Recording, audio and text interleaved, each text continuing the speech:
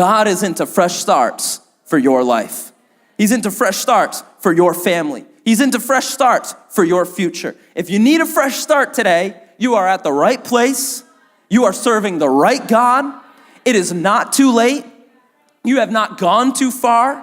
Your mistakes do not dictate your future. God dictates your future, and He's the one that shows up and recreates His creation. We talked about last week how Balaam was brought by Balak to curse the people of Israel. See, at this moment, the people of Israel were right on the edge of the promised land. They were at the Jordan River. And this wicked king were nervous about the people of Israel stepping into their promises. He didn't want them to enter into the promised land. And so he called this false prophet Balaam and said, I want you to throw curses down on God's people. And I'm telling you, that's such a tactic of the enemy, that whenever you are right on the edge of the promised land, that's when the opposition from the enemy becomes the fiercest. In other words, right when you're on the edge of a fresh start, that's when it seems like everything starts falling apart.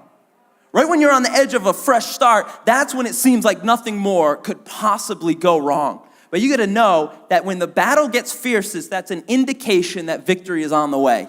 That God's about to do something unexpected. That God's going to bring a miracle. He's going to answer a prayer. He's going to turn the tide. He's going to lift, when Moses lifted the staff over the people of Israel, they began to win the war. So the cross has been lifted over your life, and the battle is now the Lord's. He will not allow you to wallow in defeat. He's got something new for your life. And the enemy knows this, and he hates this, so what he tries to do is keep you in the wilderness.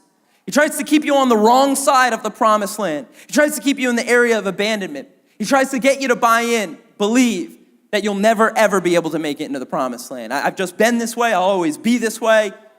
My parents have always been this way. I've always been addicted to this thing. I can never take that step forward. But I'm here to declare to you that's the lie from the pit of hell. The truth is not that you're cursed, but that you're blessed. See, when Balaam went to announce a curse over the people of Israel, what came out but blessings? Because that's what God does. He turns a curse into a blessing.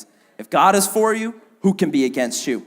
God's got a fresh start. And even though the enemy wants to keep you in the old, God will say, no, I'm saying new.